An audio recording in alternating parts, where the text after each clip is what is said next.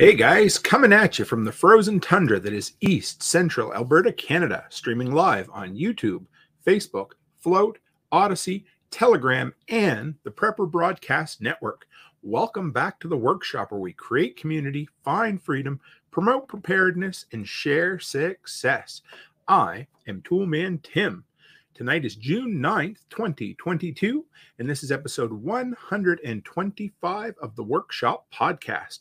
Tonight, I got a great one for you. I'm going to share my top 40 handyman efficiency tips with you. But before we do that, we are going to get through the announcements. So first off, guys, for you audio-only listeners out there, if you like following my video content as well, check out, well, if you're on any of the alternative platforms, I have a channel on Odyssey and on Rumble. So if you're out there and you're using those platforms, you want to support the more free speech platforms, then feel free to go by, give me a subscribe, give me a follow over there, whatever it happens to be. That would be great. The links are always in the description, whether you're listening audio, watching on YouTube, wherever it happens to be. And we're going to shout out to Berticus90 over on PBN. Great to have you. Always love having everybody here. We've got, let me see how many. We got about 5 chat windows on the go this evening, guys. So we will, anybody and everybody who is out there that wants to throw up a comment and we will get it. Hey, Martinson family, great to have you.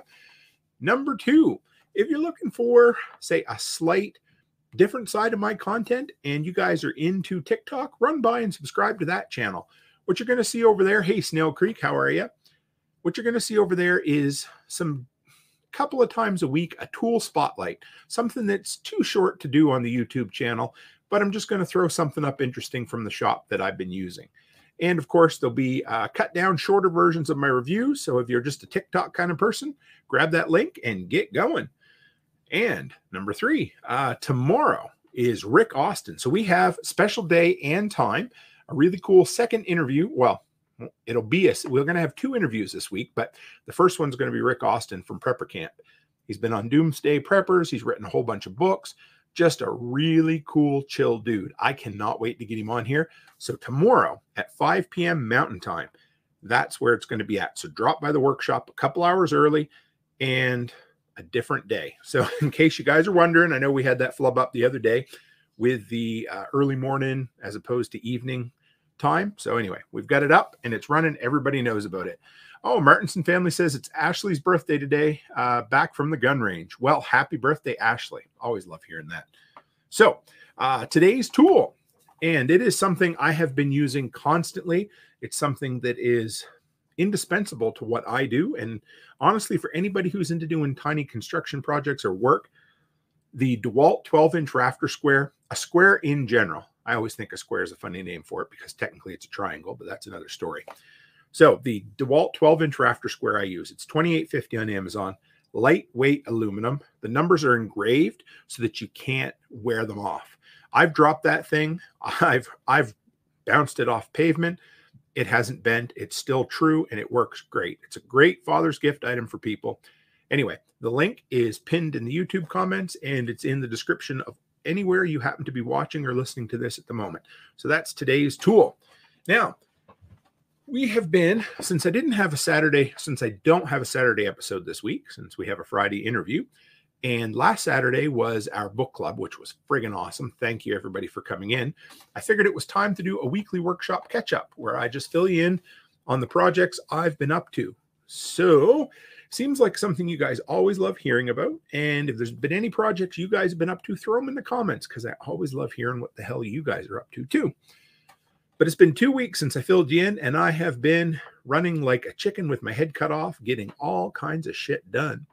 First thing, last Sunday, I went over and spent the day putting together a metal gazebo on top of the deck that I built at the daycare. So they now have a dedicated shade area, which is great because that sun just beats in there late day afternoon. So they needed somewhere where they could sit, and it's something permanent that the snow won't wreck, the wind won't wreck. It was quite a project. I love it. It's absolutely been awesome. Number 2, last night, my son came over. That's why I wasn't on the after party, but my son came over and gave me an awesome hand. Snail Creek says we call it a speed square. Yes, they're called that too. I don't know. I always called it a rafter square or a square, but So extended my deck out back. My wife loves it. So we brought it out an extra 4 feet and we added the full 20 feet long. So now we have room for the barbecue. We have room for a couple of Adirondack chairs. And now it comes straight down to the existing deck. I am excited. I'm pretty damn proud of it, actually. There's some tough angles, some tough cuts in there, something I wouldn't have been capable of even a couple of years ago. So keep pushing it, guys. If you're not sure, if you don't think you can do something, then you can't because you don't think you can. But if you start and incremental improvements over time, you know, the first little deck I built was just tiny and it wasn't bad, but it wasn't great. And then each one I built after that got a little bit better. So if you're trying to get into it, just stretch yourself, learn, do a little more. This one's kind of cool. I got some measurements I'm going to put in. I don't know if I've told you guys about this, but always looking for ways to improve my efficiency. And so I'm getting a secondary gas line put in the backyard that's going to run to the garage, and it's going to allow me to have year-round heat out in that garage. And if you guys have seen any of my review videos that I film in the middle of winter, you will know that it gets rather chilly out there. So I just want something that'll keep it at about, you know, between 40 and 50 degrees. I've got a furnace out there already, but running it on propane, you just can't keep up with it. So I was pretty surprised. It's less than $400 to get that line in. I got to do the trenching and running myself, but the gas company comes and does the hookup, and that's all included. So, you know, yeah. So if you guys follow me on social media, the other night, I thought this one was kind of funny. Maybe you guys have been there too, but you guys ever remember the days when you got to go dig around the couch looking for loose change because you don't have any? Well, hey, Ted McDonald, how are you? I had to do that. Now, okay, I call myself a preparedness guy. I call myself the guy that keeps everything on hand. So the other night when I started framing up the deck, I went to get started and realized I was completely out, or at least I thought I was, of 3.5-inch deck screws. So I had to go look everywhere and anywhere, look in my junk drawer, look in the coat hanging rack, look on the floor in my garage, look in the drawers in my garage, and I managed to scrounge up 43.5-inch deck screws. So I went and stocked up the next day, but I just want to let you know, I'm sure shit ain't perfect. And I forget those kind of things sometimes, even though I harp. What do you say when one finger's pointing out, you got 3 pointing back? So just remember. I got some raking gear, some power raking gear out the other day in the power sweep. That thing is awesome. You pull that behind the mower and it just brushes the lawn up for, I have this one customer that likes their big lawn done, and it just makes it look so good. Just one of those cool things that I always love playing with once a year. Got my pressure canner back. Give me a second here.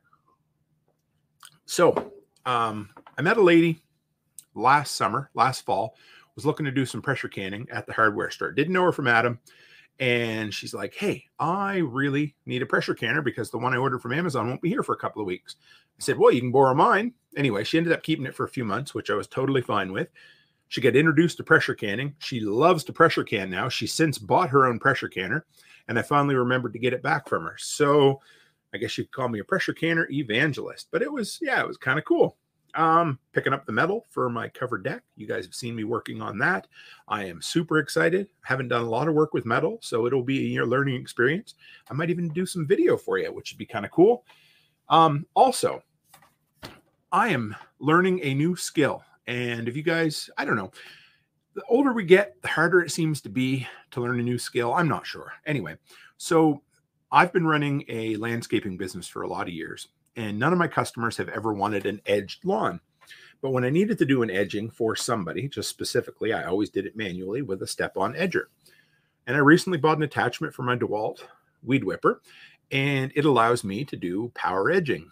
And that is a whole nother beast that I have never done before. Rather interesting. So I'm learning it. I feel like a drunk snake trying to slither backwards doing it. It's a trick. It's turned out pretty good. But remember, it's okay to be uncomfortable. It's okay to suck. That's the way that we get better. And so that's what I've been working on with this power edger. It's kind of cool. And one last thing, I don't think I've mentioned this yet, but Becky got me an early Father's Day present. And of all friggin' things, it was an Oculus Quest 2, a VR headset. And I tried VR out a while back, and I thought, man, this would be a great way to train like dry firing guns and stuff like that. And well, I think it's going to be. I haven't had a lot of time to play with it yet, but if anybody else out there, I got the recommendation from James over on PBN. So if anyone else is listening and has tried out VR or you're looking at it, we can chat. I'd love to. Yeah, Ted says get the DEWALT auto snip. It goes onto your impact. I have, our buddy Joseph had one the other day that has a reinforcement arm on it. It looks really good. I should have one because I'm going to need it. I have no interest in trying to cut my fingers up doing a long way cut on that metal. But yeah. So anyway, that was my weekly workshop. Sorry, it was a little longer than normal, but been a couple of weeks since I filled you guys in on what we've been up to. So without further ado, let's get to the meat of the show. And you guys all came to hear about my handyman tips and tricks. So now, these are not in any particular order. I had thought about going back and placing them in an order. Now, these are all tips and tricks that I have learned. They have made me more efficient. And by efficient, I mean either they've made the job easier or they've helped me save time. Now, some of these you guys are going to say, damn it, Tim, I knew that. That's simple. And if you did, great. Because every time I put a list together or every time I watch a video of a list, I will either, maybe I learned one thing out of 30, but that's one cool tip I didn't know. Or maybe I've heard all those tips before, but when I hear them all said in a certain way, it makes my brain go, hey, wait a minute. I can do this that way, and this will be that much easier. So if there's any in here that you're like, oh, I already knew that. Well, congrats. I'm happy for you. A lot of these were simple. I've learned them everywhere and anywhere. I've learned some from the School of Hard Knocks, some from YouTube, some from other people. And I got a lot of handy people in here tonight. I know Snail Creek and Ted, if you guys have other ones, throw them in. Anybody else that's in here, Little Klondike, Martinson family, anybody else has tips, throw them in the comments as we go and I will share them. I might save your guys' tips till the end. I'm not sure, but we will. Let's work our way through. So I'll share one. I'll explain it. We'll move on to the next one. And if you guys are so inclined, I may even turn some of these into videos down the road. But yeah, I thought it was time to figure out a way to do this. So a few years ago, I got rid of my table saw. It was just in the way. It was a big cast iron beast. I love the thing. I never used the thing. So I invested in a good circular saw and some good straight edges. And yeah. So if you're looking at doing cross cutting, so tip number one, when you want to do a cross cut on a board and you want to get a perfectly straight cut, well, yes, you want to go and use your speed square and make a line. That's great. But then when you're ready to go through, hold the speed square with your left-hand side, bring the side of the plate up against it, and then cut across. So what that does is that forces, because no matter how hard you try, now, okay, if you're going to make 50 or 60 cross cuts, then get your chop saw out. But if you're just working on a deck or something and you got the occasional cut, use your speed square, push it up against it, bring the side of your plate of your circular saw into it, and then push across. That allows you to get a perfectly perpendicular, is that the right term I'm looking for? Perfectly straight cut at 90 degrees to the lengthways. And it's a quick, cheap, easy way to get a perfect cut so that you don't, because no matter how hard you try, when you push through on a line, you're going to waver and wobble. And if you have to butt those two joints up, everything's going to be just a little bit off. So that's one of my favorite ones. The speed square, the rafter square, the square, whatever, has been probably the tool other than a carpenter's pencil that I use the most. But that, yeah, tip number one. Number two, now, again, these were both because I got rid of my table saw. So if you need to cut oh, hey, Rachel Brown, how are you? If you need to cut a perfectly straight line all the way along a sheet of plywood, so if you need to rip it in half, you don't have a, table saw, whatever, what you want to do. Now, if you have an 8-foot level, great. If you're ripping it crossways and you only got 4 feet, use your 4-foot level. Take those, and if you have a couple of quick clamps or C-clamp, something like that, mark your line. Then the next thing you want to know is whatever that width between the blade and the side of the plate on your circular saw is. Once you know that, you want to make another line, subtract that distance off, and then you want to clamp your long straight edge that way. And then you can just push into that and rip all the way along, and you're going to have a perfectly straight ripped sheet of plywood that, if you don't tell, I won't tell that it was never done on a table saw. One of the simplest, but one of the best tips I've run into so far. Now, say you got a chop saw. Say you're working on a workbench, or like a homemade work table made out of wood, whatever. So put a couple of screws down in the legs of the chop saw, hold it into place. Just have a way so that the chop saw can't move. Okay. Doesn't have to be anything crazy. Just go simple with it. A couple of screws, screw it down into place. Then when you get the length of the board, so say you're cutting fence posts, right? Ah, yes. The clamp on straight edge from Harbor Freight. Rachel has one of those. I just put one of those because I've never had one before and I really want one. And of course, you guys know I don't live in Harbor, or I don't live where there's a Harbor Freight. But I seen one on Amazon the other day for about $110. It's in my shopping cart. I'm going to pick one up eventually because it'll make life a little easier. And there's also the one that can kind of turn your circular saw into a track saw. I've been looking at that too.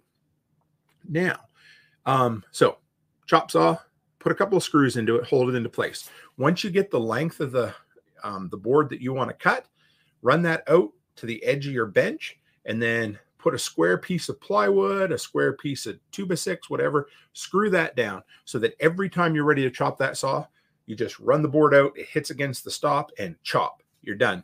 Because the key to efficiency is repetition. The faster and the more accurate you can make something repeat or repetitive, the more accurate, the better your end product is going to be.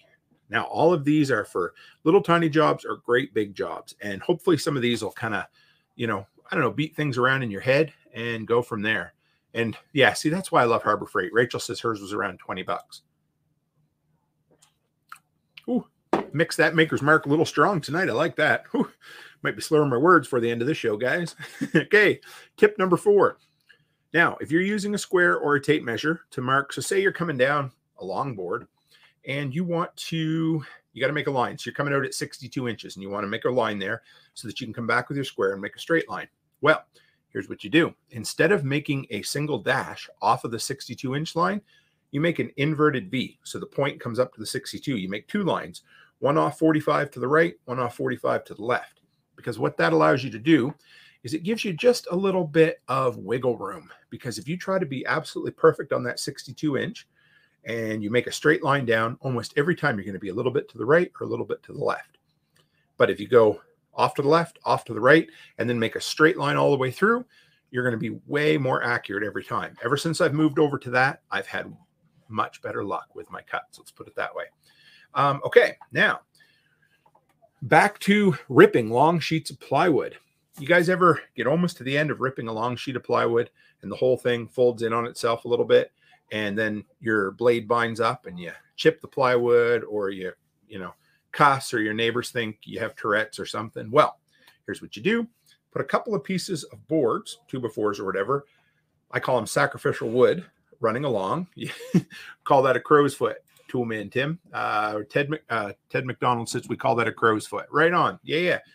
So put a couple of pieces of sacrificial lumber running the length of your whatever you happen to have your material sitting on. That way you can cut straight through that sacrificial lumber, but you're not cutting all the way through it. So it leaves something supported there. And if you've got those quick sawhorses like I do, your blade's not going to hit in the top of that metal. So just run straight through, and that gives you support so that you can cut all the way out without your wood going, and then you having a bad day. So remember that. Now, next, number 6, set your circular saw depth. Now, a lot of people will use their circular saw their entire life and never even realize that it has a depth adjustment on it. Almost everyone does. Now, if you are cutting through a 1/4-inch sheet of plywood, there's no need to have your blade running all the way through that. So set your depth to just a little deeper than what the actual material you're cutting through is. Because a few things, you're going to cut through the sheet a little faster. You're going to get a smoother cut. You're less likely to hit things underneath, and you're less likely to get a little bit of blowout. And it works a little bit smoother. So get familiar with your depth cut, your depth adjustment on your circular saws. I use a circular saw for just about everything, and I friggin' love it. Although I've got oh yes, chalk lines are great, Snail Creek. I need to invest in another one. Hey, Chris Dixon, how are you, buddy? We got a lot of people in here tonight. So yes, I got to get a good chalk line. Snail Creek, if you've got a recommendation for a good quality chalk line, I'm in the market for one. And I trust your opinion enough. I'd be willing to pick one up based on your recommendation. So yeah, definitely I need a better one. Mine was a piece of shit and I haven't used it in a long time. Pardon the French. Okay, number 6. Yeah, 7. Yeah. Now, a lot of you guys might know this, but a lot of you might not. It's something I learned a few years ago. But if you pull your tape measure out, and you'll see, every foot or whatever, you'll see marks.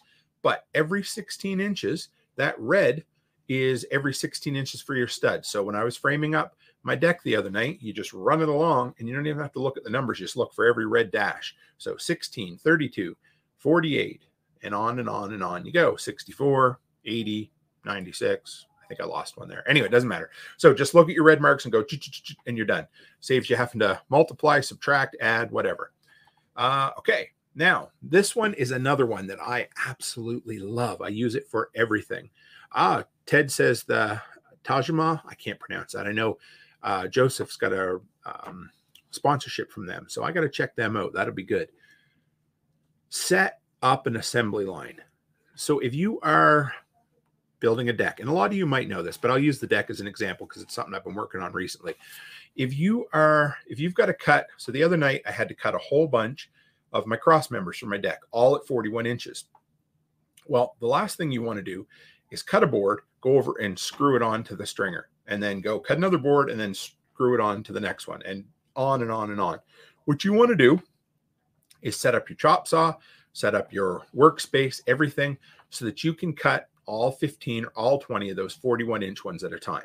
Now, a lot of you might say, oh, I knew that, Tim. Well, good. I'm glad. But that was one of the best ways that I found more efficiency was in setting up assembly lines. It's the same today. My wife and I had to put together a whole bunch. I think we had 7 or 8 tricycles for the daycare. Set it up as an assembly line. Do each part, go boom, boom, boom, boom. Do the same motion, the same tool, the same action a bunch of times in a row. It's going to save you a whole bunch of time that way. For me, that is one of the best efficiency tips I could find. Another one, the older we get, the harder this shit is on our back. So if you've got a 16-foot piece of lumber, and this is for the young guys out there, because us old fellers have all learned this one, pick it up from the middle. Don't pick it up from the end. You guys ever seen them weights they used to have for aerobics or whatever that women could get?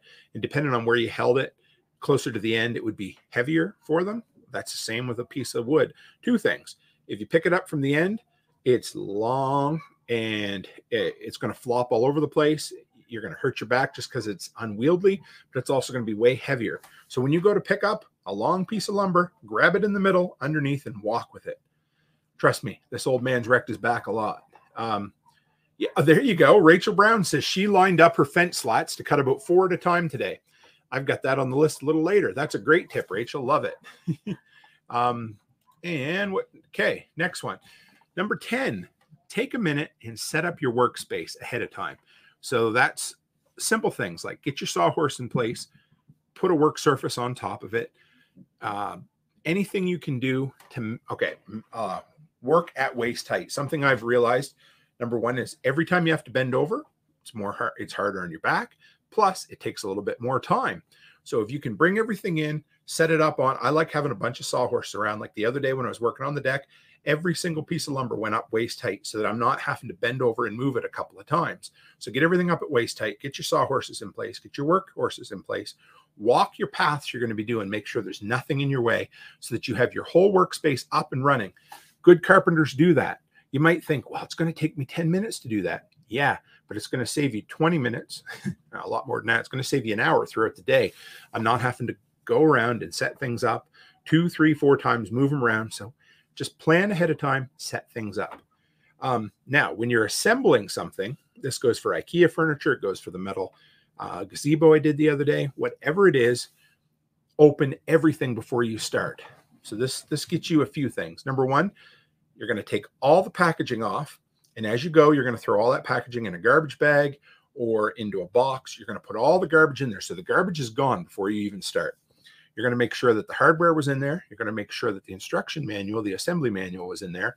And you're going to take all your like size pieces and you're going to stack them together so that you know where everything is. Then you're going to start working and you're going to find out, holy shit, Tim was right. It's going to make your life so much easier because you're not going to be fumbling and farting with packaging. You're not going to wonder, do I have anything? You're going to know all your pieces are in good shape before you start, because there's nothing worse than getting to the end of a 1,500 piece puzzle and realizing that piece number 1,499 was busted, right? So that's what you want to know. Chris Dixon says, oh yeah, I need a couple of these, bud.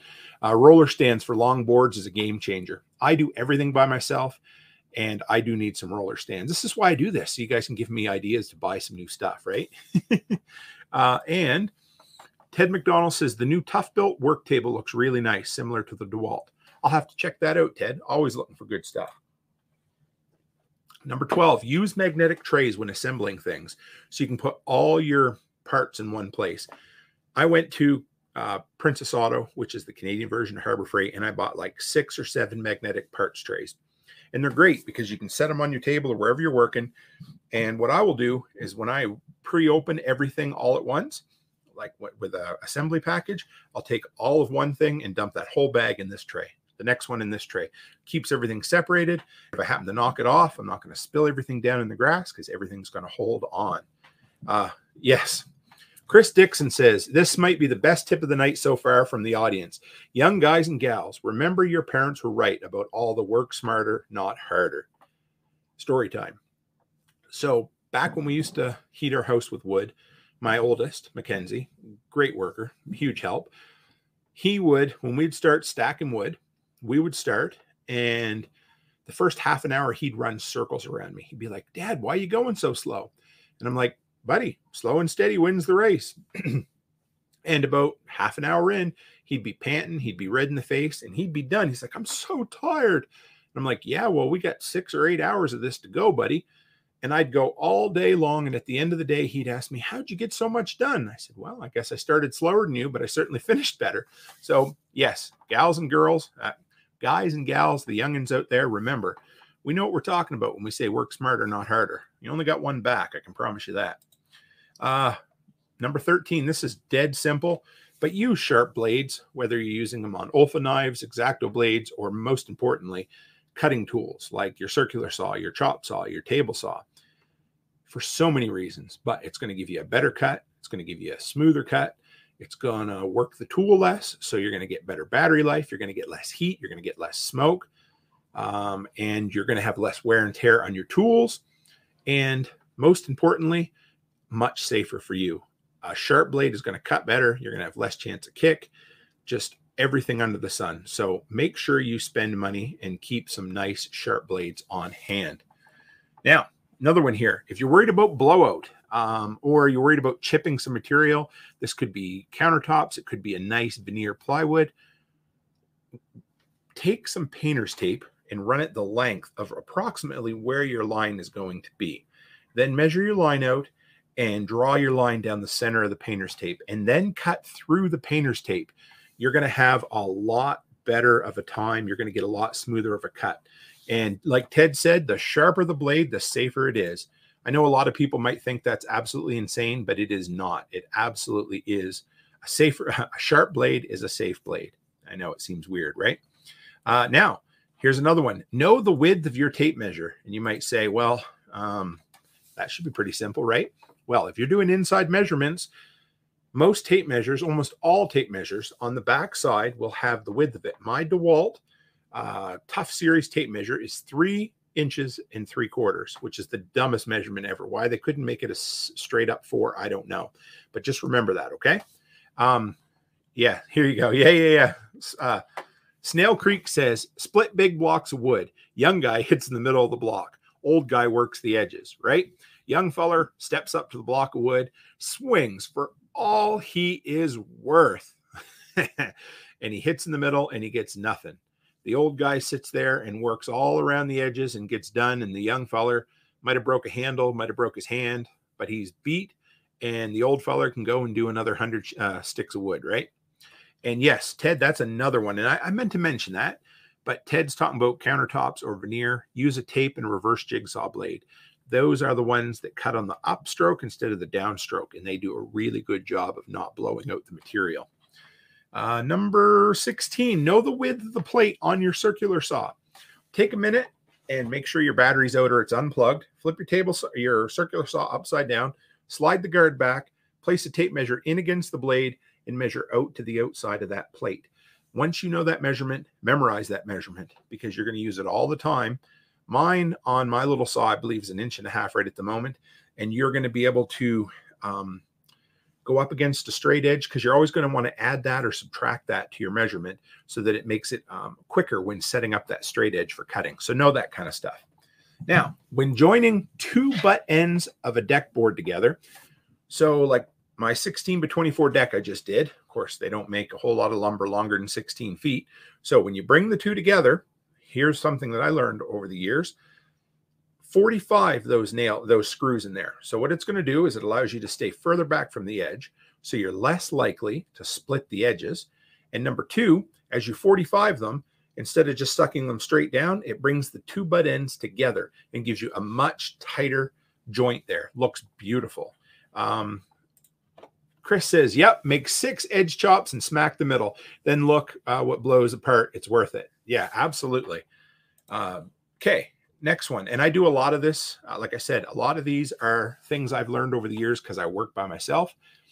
So when I did the siding last summer, you got a 12-foot length of siding, take one up and roughly set it into place, within an inch or two of where you want it, and just tack a nail in there. Sometimes you can even just press it into the foam if you've got foam under there. But just put that one nail into place, then go back to the other side and walk the siding up the ladder. Then snap it into place. That acts like a third hand holding the far end of the 12-foot piece of siding. Then work your way along until you can come back and pull that temporary nail out. But nails are your friend. Screws are your friend. If it's going to be hidden, don't worry about that.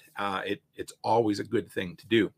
Now, if you're working with long pieces of gutter, take yourself and put go grab yourself some L brackets or some cheap shop brackets, screw one up to the fascia so that you can put one side of the gutter up in place, then walk the other side up your ladder. Again, it's just like having, a guy standing there on the other end of a ladder holding it up. Speaking of ladders, use step ladders as an extra set of hands. So quite often, if you've got to get a long piece of material up close, it's a lot easier to have it almost up into place on one side to begin with, then walk it up your other ladder. So when I go do a job, I'll take my 10-foot and my 6-foot ladder with me. A lot of times I will set the material on the 10-foot so it's close to where it needs to be, then walk up the 6-foot. But always think ahead of time, like, what can I use to hold it into place? Because when you work by yourself, you got to figure out a way to make things work. That's all. Now, here's another one. And this one, a guy that I learned a lot from. Hey, Chicken Hawk, how are you? His name was Mark Amiro. His name is Mark Amiro from Seabrook Construction out in Nova Scotia, where I used to work at Home Hardware. Just a great guy. Did some of the best work around, and he would always take time to listen to me and to let me pick his brain, and I always appreciated it. Now, he did some of the best work I would ever see in some of the old 100, 150-year-old homes, and nothing in those homes was level. So what he always said is, this was his words, he said, it's more important to make something look level than it is to make it actually level.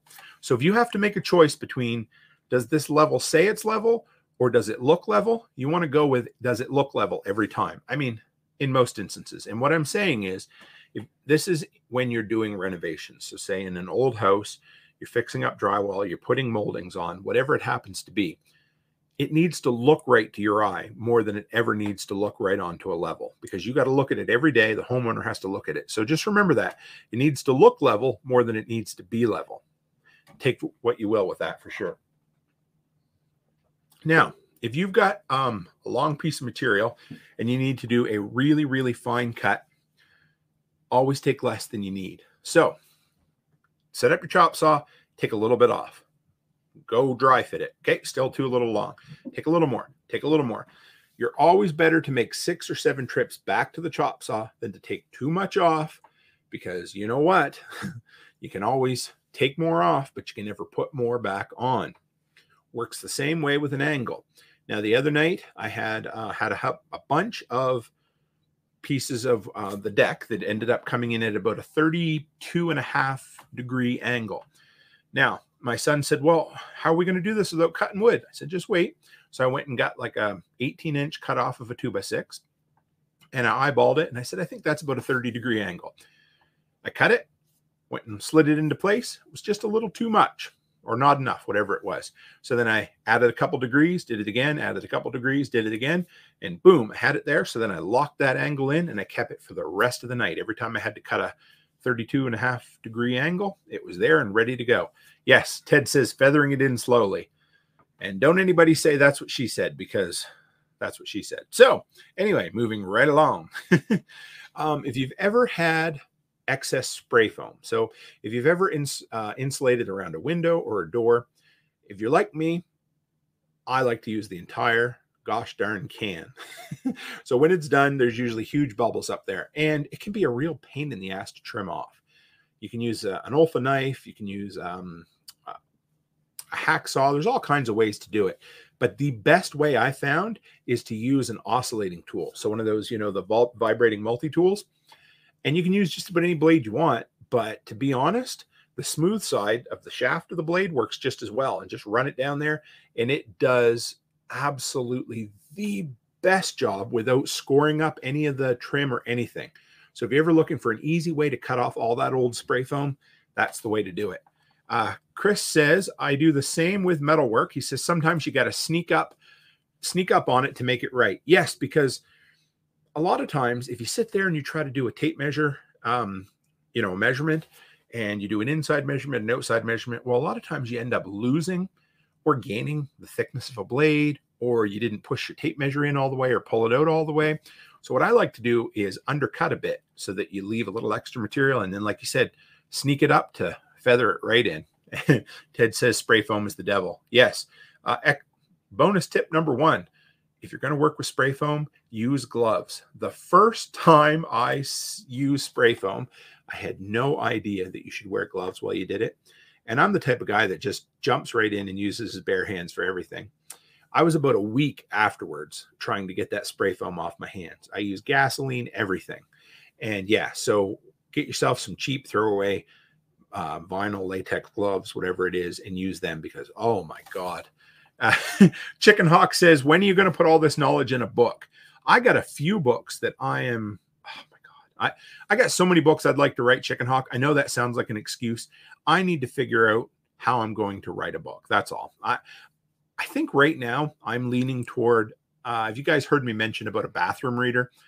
Put together maybe my top 20 live stream scripts and expand each one into a chapter so that there's a chapter on all this different stuff.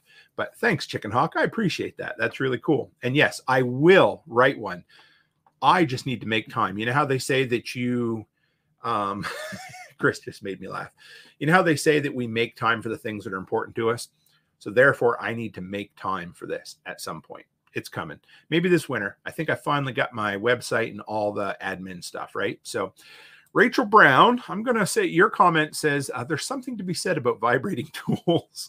That one made me chuckle. I had to share that. And Chris Dixon says, well, we, as in him and I, don't have to worry about getting it into our hair, do we? Spray foam. Yeah, no, I don't. Just shave it. All right, next. All right, now, if you are looking again at making a whole bunch of repetitive cuts, say you don't have a chop saw set up, but you get your circular saw. Well, instead of measuring every single, like the other night I had to cut, I think it was 9 or 10 at 41 inches. So you measure the first one at 41 inches. So say your first one is at, 40 and 15/16, right? Okay. Well, now you're off.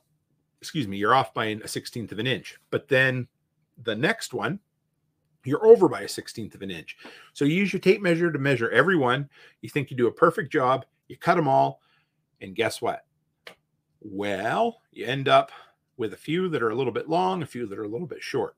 So what you do is you cut that first one at 41 inches. Now, if it happens to be 40 and 15/16, no big deal. But that is now your measuring stick. So the next one, you butt it up to your first board, mark a line. Next one, butt it up. So you're using that first one as the perfect length, whatever that happens to be. So now every one of them, if you mark that line on the outside and you cut here's another tip, bonus tip number 2. Always pay attention to the side of the line you are cutting. So now I know there's carpenter terms for this that I don't know what they are, but if you've got a line there, every single time you cut, if you're going to cut just to the right of the line, remember you're cutting just to the right of the line. If you're cutting straight through the pencil line, cut straight through the pencil line. if you're cutting to the inside, so you can remember that. So sometimes I'll be like, that measurement needs to be a little thick. So I will measure, I will put the line down, and I will know that I will cut just to the right of that line, leaving the line there. Or I'm like, you know what, I might have been just a little thick with that measurement, so I'll cut to the inside of the line and cut the line off. Just something to remember. All right, now number 26. So say, again, this is another one of them when I'm working by myself. When you are up and, so say you want to, like, for instance, if I'm putting a small frame deck up into place, right? Well, have you ever lifted a board up into place and then went to screw it into place? And you're like, well, shit, how am I going to do that? So what you do is, and I know this is simple for some people, start your screw on the ground before you put it in. Just have an idea. You're like, okay, I know where that's going to go. So get it in there far enough that you don't have to hold it on the end of the driver when you get going, right? Snail Creek says we call it heavy or light. That's right. Yes, I've heard that before. And I've heard it like a proud cut or a lean cut maybe too. I don't know, but I like heavy and light. And Ted says I always put an X on the drop side. Absolutely. So yeah, so start your screw before you lift the board up into place so that all you have to do is put your impact driver over and push it in, as opposed to trying to balance a heavy board, hold the screw on, hold your tongue in the right place, go to push it in, screw falls down, you drive the driver into the board, you swear, you drop the board on your toe, and you start again. Ted says weak or strong. I like that too. All good suggestions there, guys. Okay. Now, when you're framing a wall or a deck, figure out your spacing ahead of time. Now, again, my deck this time, the cross pieces were all 16 inches on center. So again, what do? Well, I don't go and mark 16 inches and then screw a board on. Then mark 32 inches and screw a board on. You run the tape measure the whole way, and I go along and I do a V, 16, 32, and on I go from there, so that you have all your studs on there. Now, the next thing, I never have to worry about making them level, or at least in theory. So number one, make sure you pay attention and you run your tape measure from right to left, if that's how you want to work. Mark them all. Go along, screw them all in. Then start on the top, mark them all the way there as well, and then screw them all in. And you know that they're all at the exact same distance. Works great. For framing, decking, where you don't have to be, it's not like finished carpentry. That's all you need to do, and it'll save you a metric shit ton of time. There's that metric shit ton again, hey? Okay, when you're building a deck or you're putting stringers up on a fence or wherever it happens to be, and you want even spacing, don't use a tape measure. Find something.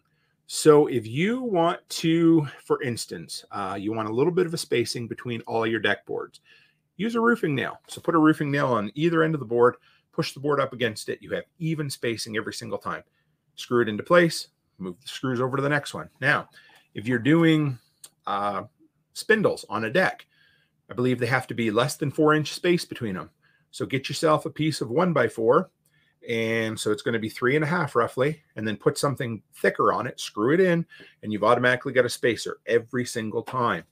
And that way it's 100% uniform. You're not trying to base yourself on using a tape measure, transferring with a pencil, and keep it going, right? And Chicken Hawk says, oh my God, I hate when I forget to put the screw in before lifting the board. Makes everything so much harder. Yeah, it does. Now, here's the next one, guys. This one isn't so much an efficiency thing, but anybody who follows me will probably get a chuckle out of it. But before you move your step ladder, make sure you check if you left something up on top of it.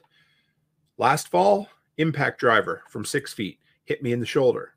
This year, my Milwaukee pry bar from 10 feet up hit me in the top of the head, split me open, had to go to the wife for emergency surgery, which really was just some polysporin and some medical tape. But just think about that, because there's nothing to hurt efficiency worse than a nasty injury. So remember that. Chris says I use a 12-inch square for deck spacing. That works. Yeah, that would work. That little thickness of the ridge, that would be great. Rachel says, I use a driver that has a sliding cover to hold the screw steady till start. I like that. I have some magnetic sleeves, and they're pretty good, but they're not great. Maybe I'll have to try that sliding cover just to see. I've seen a few people recommend them, and maybe I'll give that a shot. I like it. What's next? Okay. Number 30.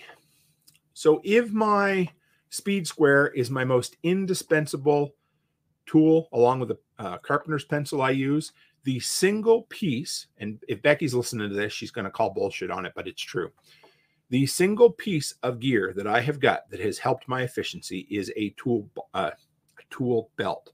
I got a really nice one from Lowe's. It wasn't super expensive. It's an IWP or an AWP. Somebody can tell me for sure what it's called, but it's really nice nylon. And when I use it, I am never searching for anything. When I did my siding, I had my nails, my snips, my pencil. Hey, Liberty, how are you? Liberty over on Telegram says those sliding bit covers are great. Yeah, I've seen them. I got to pick some up. The tool belt. If you have ever done a project where every 15 minutes, like me last night, because I was too damn stubborn to go get my tool belt, I'm like, where is my pencil? Where is my tape measure? Where is my, so Chris Dixon says you got to remember to put it on though. Yeah, you're right. The other problem is I was talking to Ted earlier today, and it used to be that if I was looking for my DEWALT tool or a piece of my DEWALT gear, I would just look for the bright yellow thing, which is great because it shows up. But when I looked around last night and I had 17 pieces of gear laying out on the deck, the hot tub, and the stairs, and every one of them was black and yellow, well, so much for the advantage of black and yellow showing up, because there was everything. It was like trying to find a needle in a stack of needles. And yes, Ted says AWP. Thanks, Ted. I don't know why I couldn't remember that.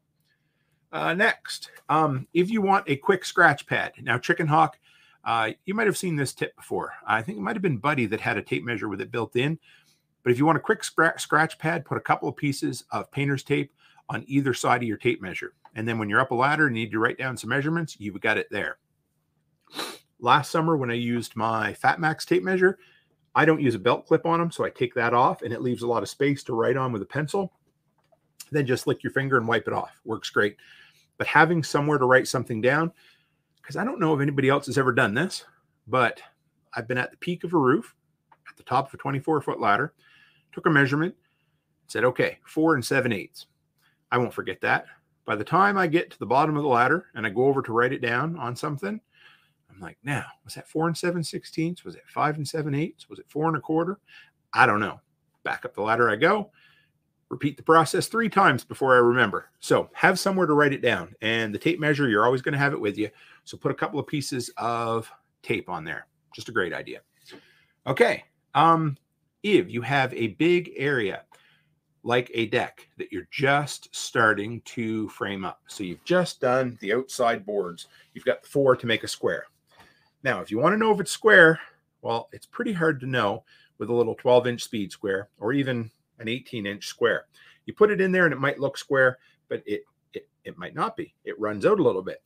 One of the easiest ways is to put a screw or a nail, or if you're really good, hook your tape measure to the outside of the 90-degree angle and pull it across to the other 90-degree angle. Take your measurement, go to the other side, do that again. If they're identical, you know it's perfectly square. Rachel says that particular driver is 6 inches, which made the bottom and top easier. 6-foot fence, 5-foot female. Yes, absolutely. Okay, what do we got next for you here? When putting in a fence post, now some of you might know this. I learned this one from my dad. But if you've got a fence post and you want to make sure it's plumb and straight, and you want it to stay there overnight while the cement hardens up, or you want it to stay there for the 10 minutes while the foam hardens up, get it up into place, get yourself, take some 1x3s or go get some little stakes, drive them in the ground, and then take some strapping, put 1 screw in the strapping into the stake. Then when you got it plumb going this way, screw it in this way, and then go back and forth and screw that one. So you've got 2 of them on 90 degrees. That's all you need. And that'll be a poor man you don't have to hire to stand out there all night and make sure your fence posts don't sag while the cement's setting up. I got to look for this one. Ted McDonald says, greatest invention for me was the pencil leash by C.H. Hansen. As long as you don't take it off, you'll always have your pencil. I should be making a list here of all these tools you guys have recommended. Okay, when calculating studs or stringers. Now, this was one that goes back to my hardware days of selling building supplies. So say you got a 24-foot deck and you want to figure out how many studs or stringers or joists you need in a wall or a deck or whatever. So if you're going to go 16 inches, you're going to take your 24 feet You're going to multiply by 12 to give you your inches, and then you're going to divide by your 16 inches. Right. And then you're going to add 1 to whatever that result is, because you're starting at the first one. If you got a 10-foot wall, your first stud is here, and then you're going to count every space. You're always going to end up with 1 extra one. So if you need to know how many you need, multiply by 12, divide by your spacing, whether it's 16 or 24, and then add 1 to your answer. That's how many joists you need, or that's how many studs you need. Simple as that. Don't forget top and bottom, though. If we're talking, that's a whole nother story. Now, Rachel, this is your tip. Number 35, cut multiple boards at once. So I was cutting deck boards the other day, had to cut them in half. That's a whole nother story. For the deck I was building at the daycare. Stack them up perfectly. So I put them 3 deep, and I made sure that on the far east side, all of their butt ends were 100% tight together. Then I just hauled my tape out, and I put 1 measurement, and then I used my speed square to go all the way along. So it's wide enough that it went past one board onto the next one. Then I could jump over to the next one and the next one. And then what I could do is I could take my circular saw and run all the way across, and I could get 6 or 8 boards at a time cut. And then they're all exactly the same length. And again, efficiency saves you time, saves you work.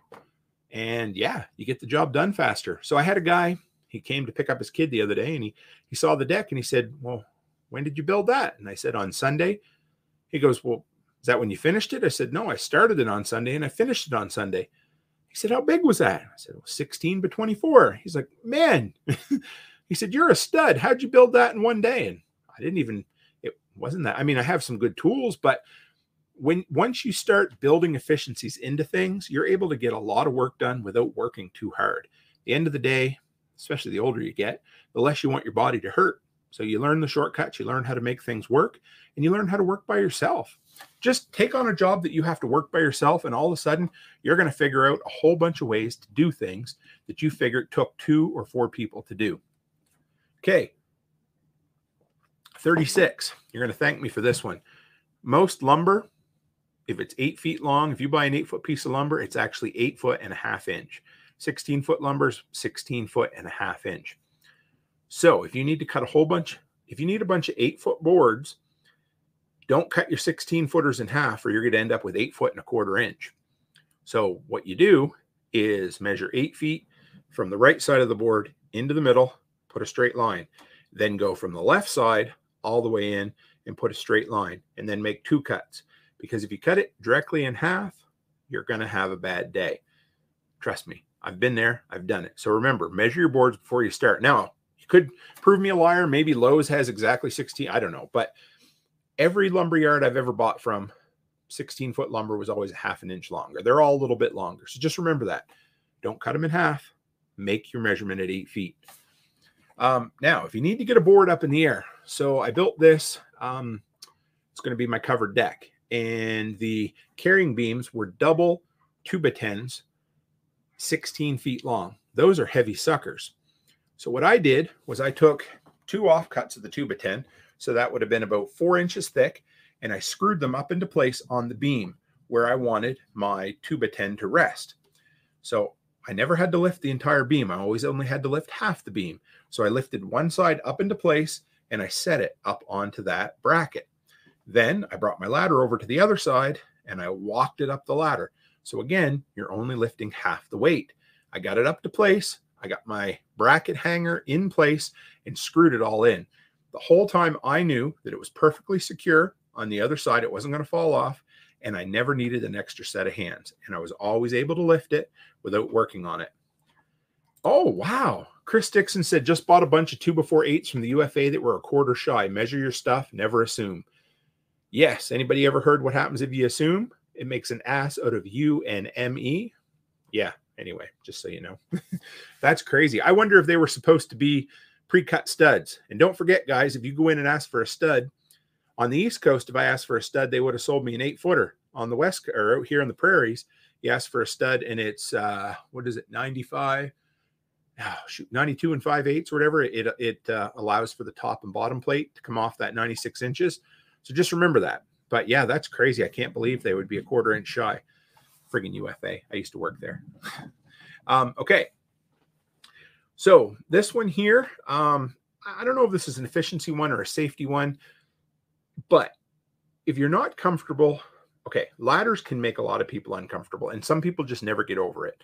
But if you need to end up, if you need to end up going up on a ladder, up onto a roof, make sure, okay, there's going to be a bonus tip in here too. So bonus tip first, when you put a ladder up against a house and you want to know if it's the right angle to make it the most sturdy and the most secure, put your feet at the bottom and hold your arms out. If you can touch the ladder, it's a perfect height. If your arms go past the ladder, that means it's too steep. And if you can't reach it, it means it's too wide of an angle. So if your hands can touch the ladder, it's perfect. Hey, John Palmer, good to have you. Now, tip number 2, if you're going to climb off the ladder up onto the roof, make sure you extend that ladder a good solid 3 feet above the roof line. That way it gives you something to hold on to and be comfortable. Practice stepping on and off the ladder. But if you go 3 feet above the roof line, it's going to make it, psychologically, it's going to make it a lot easier for you to step off that ladder. Been there, done that as well. Rachel said she bought a stack of 2x4s, 75% off because they were too short. A lot of times, if you go in and ask if they have crooked lumber, say you only need 4 feet out of a 2x6/8, and go out and find a crooked lumber. A lot of times they'll have it in the call pile. Save yourself a lot of money. Chris Dixon says, I got to read this because it's too good not to. He said, I went into the hardware store. I asked for a stud, and they tell me that I'm already there. But I'm bump. Yeah. Anyway, Trout's Adventures. Good evening, everyone. Good to have you. Always good to have you. And Ted McDonald says that's always how he sets up ladders as well. Did you ever see the guy that held up a step ladder? He said, this is my step ladder. I never met my real ladder. Oh, boy. And Snail Creek says ladder standoff. Absolutely. Okay. Number 39. I am miserable for dropping. Oh, my God, Tim. For dropping fasteners everywhere I work. I'll drop a nail, drop screws. They just drop where they lay. The best thing I ever did was invest in a magnetic sweep. So when you are done going around making a mess, whether it's pulling nails, pulling out screws, driving screws, dropping roof, it doesn't matter, whatever it is, just walk the area, get the strongest, widest magnetic sweeper you can find, and it'll make your life so much better when you're cleaning up all of that. Because what's happened to me on many occasions is I've ended up with a flat tire because my lazy ass didn't go around and pick up the nails like I should have. So if you can make something easy, it's much easier to foster program compliance. As my one of my favorite YouTubers there, Paul Harrell, talks about your everyday carry gun. If it's too big, you're not going to carry it. If it's too difficult, you're not going to carry it. So make it as simple and as easy as you can, and you're going to do it. That's why a magnetic sweeper is fun. And of course, who doesn't love trying to fill up a bucket with all the extra metal you find? Hey, Hunter. Yeah, we're almost done, buddy, but the replay will be up there. Always good to have you. Okay. And tip number 40, the final one for this evening. Now, if you're building a set of stairs, like last night again, I built a set of deck stairs, and one side is just about up against the fence, but the other side is completely exposed. Now, I took 12 footers and I cut them in half. Something that a lot of people don't think about for a lot of years until they get going into this is pay attention to your factory edges. They're going to have the same color and they're going to look nicer. So whatever side is showing the most, take 2 extra seconds and put your factory edges all to one side. So right now, when you're sitting on my deck and you look over at those stairs, the factory edge is out on every single one of those boards, and it looks beautiful. And Chicken Hawk says, I give one to the kids and tell them they get a nickel for each one they find. Whew, that would get expensive for me. They'd have enough to go buy me another entire box of roofing nails. When I used to work at Home Hardware, so it's kind of funny how different stores have different mindsets. At the UFA, the farm supply store, when I worked there, if we dropped the nail, even a single nail, like I take my hand when I would dip up bulk nails, that old hand would go straight into the box of nails. I'd grab a mittful and I'd throw them into the bag or onto the scale. Gary Bremner, an old guy I worked with, he said I had the 1 pound mitt. He said I could reach in there and every single time pull a pound of nails out. Not many people could. It hurt their hands, whatever, it didn't matter. But at the UFA, if we dropped a single nail, we were expected to pick up that single nail. At Home Hardware, we never picked up a nail. So at the end of the day, those two great big rotating carts, we would sweep up probably a pound of nails a day. So I asked my boss, I said, like, do you care? Can I have them? Because it would be a mix of everything. No. He said, if you clean them up, you can take them home. So for a few months, I would bring home about a pound of mixed nails every single day, and I would separate them into different boxes. Cheap way to get nails. You never know. You could talk to your local hardware store and just say, hey, do you have loose, mixed up? No, I don't know. Always worth asking, right? Because who doesn't love to find some fasteners? So do you guys have, what other tips, anything that these reminded you of as we went along? I could probably do, if I had an hour to sit down, I could probably put together a list of another 40. But these were all, they're all things that I've learned, geez, I don't know, just over the years, just stupid stuff that you're like, why did I do it this way for so many years? You know, like putting together the butt ends of deck boards, and when you're joining two pieces together to use both factory edges, because those are going to be your perfect, again, sawmill edges. So they're going to fit beautifully together. Or I would always try to screw down through, and I would split the boards every single time. Chicken Hawk says I really nailed it with that one. Oh boy. Yeah, that one's good. Oh my. Yeah, I like these. These episodes are always fun, guys. I enjoy them. I told Becky that I had a list of 40 tonight, and she said, well, you're going to be an hour and a half. And look, I've only been an hour, just over an hour, and it's been a good night. So anybody else got any projects you're working on? I'd love to catch up real quick on them. I've got, like I said, I got my metal coming on Saturday, so we're going to put that up. If you guys remembered 2 weeks ago, I had Greg on from the Apocalyptic Preparedness Camp out of Edmonton. We're going to have a meetup in real life tomorrow. I'm quite excited about that. I always love meeting like-minded people. It's just cool. It's nice. You know, that's what we need to do, guys, is foster community, meet in real life, meet in person. And yeah, I just, you know what, guys, I want to share something with you while we're talking here. I got it up here. Carrie Brown earlier tonight put this video. Here we go. Let me paste this for you. And Chris Dixon, you've probably heard this song before, but this is an incredible freedom-loving song by a fellow Flatlander himself. So Corb Lund, let me see if I can bring this up here. I can't bring it up right now. Corb Lund, Getting Down on the Mountain, talking about oil shortages and different things like that. But what a cool song. I hadn't really heard of the feller before, but I got to look him up now because he's obviously very like-minded with us. Check him out. Do yourself a favor, spend 4 minutes and listen to that song. I certainly got blessed by it, by Carrie sharing it today. Okay, so let's see. We got Ted McDonald says, do not forget to hit that thumbs up button for Toolman Tim's workshop, y'all. Thanks, Ted. I always appreciate it. Question here from Trout's Adventure. What would be the best way to start a woodworking business? Well, that's okay. That's always a loaded question. No. The first thing you want to do, well, okay. Whenever I suggest to somebody to start a business, I say use what you have.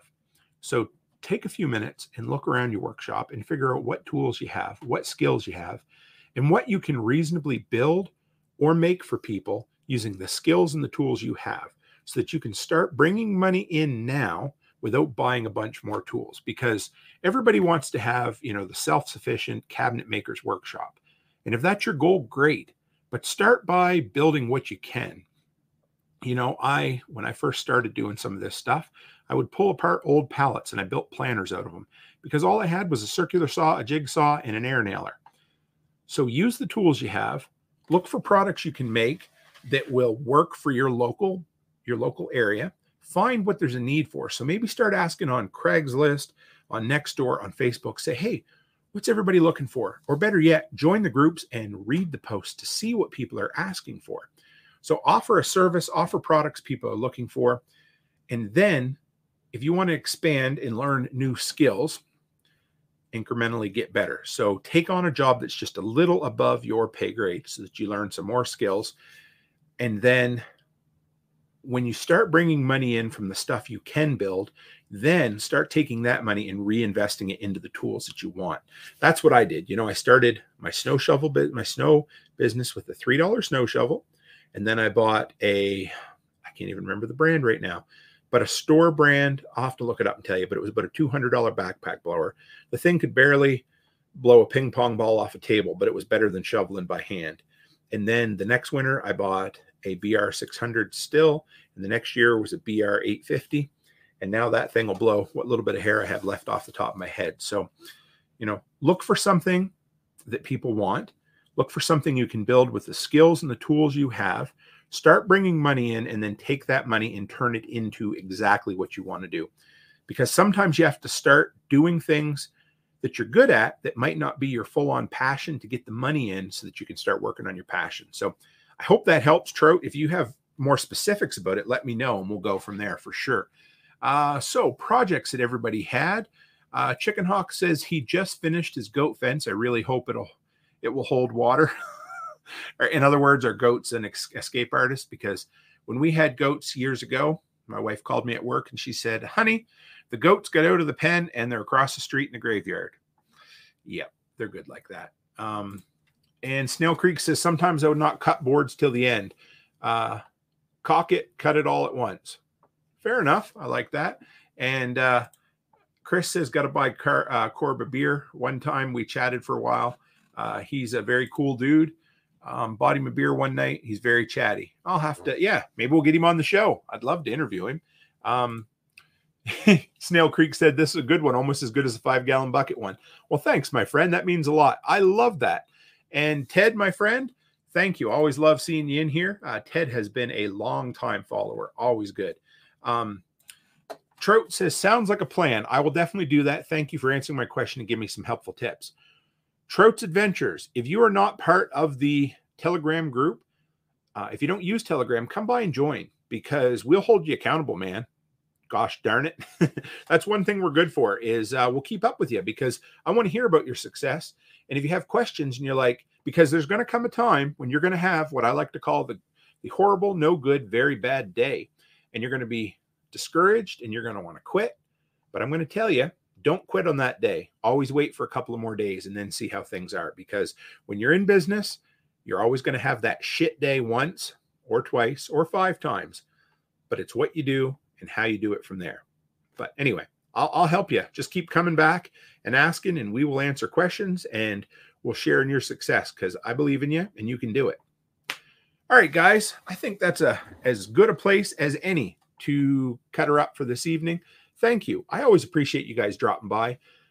I know I say this, and I hope I always say it, but I hope you guys know I really do mean it, because especially in the summertime, Jesus, we are all so busy that I can't believe you guys are willing to come in and hang out with me for an hour or an hour and a half on a sunny summer evening, because there's so much shit to get done. And I'm going to be heading right back outside, and I'm going to be sitting my ass on the deck, and I'm going to be finishing my bourbon with my wife, and we're going to have a great night out on that deck that I built myself, because I got shit done. So anyway, guys, I appreciate it. So where do we go from here? Prepper Broadcast Network. This is the Thursday night show that's live there. I always appreciate my family over there. They're incredible people. What comes up next on PBN is Carl A.D. Brown. He has the show The Strange Truth. He has such an incredible cadence to his speech. I love it. He talks about Christianity and the news stories that no one else dares to touch. So make sure you tune in tomorrow on PBN to check that out. And tomorrow, remember, Friday, 5 p.m. Mountain Time, we have a special guest. I changed the schedule up so that I could get Rick Austin on the show. It's going to be another big get for the workshop. I can't wait to sit down and pick his brain. What a cool dude. So tomorrow night, 5 p.m. Mountain Time, he's going to be on. And then no show Saturday, because Friday took Saturday's show. And then Sunday evening, same time, same bat channel, 7 p.m. Mountain. I got my brother from another mother, Donald Young, coming on talking about emergency medicine. That is going to be an awesome, awesome interview. And I'll bet he'll talk about his recent trip to Ireland, and maybe he'll even talk about some of his experience in loss prevention, but it's going to be great. So thank you, guys. A couple more quick things here. Rachel says she scored a 5-gallon bucket from work today and a couple of ratchet straps. I love free shit. Always good. Chris says, thanks, Tim. Good stuff, chatters. Take care. Trout Adventure says, thank you very much for the support. Look forward to the next live stream. Have a great night, Tim and everyone. And Hunter says, oh, I have rum and I have bourbon, my friend. So, guys, as always, you know what I say. Stay happy, stay healthy, and have a great week.